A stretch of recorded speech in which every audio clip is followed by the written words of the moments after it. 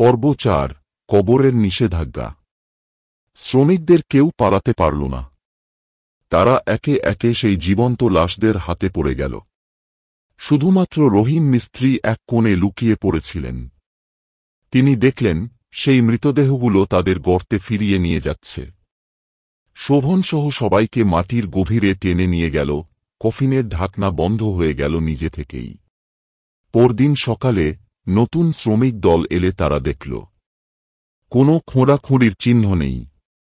কবরখানার মাটি ঠিক আগের মতোই সমান, কিন্তু মাটির ওপর রক্তের দাগ ছিল। আর অদূরে রহিম মিস্ত্রি পড়েছিলেন, তার চুল সাদা হয়ে গেছে, চোখ দুটো শূন্য দৃষ্টিতে স্থির। তার কাঁপা কাঁপা ঠোঁট ফিসফিস করে উঠল। ওরা মাটির নিচে আছে, ওরা আমাদেরই অপেক্ষায় আছে।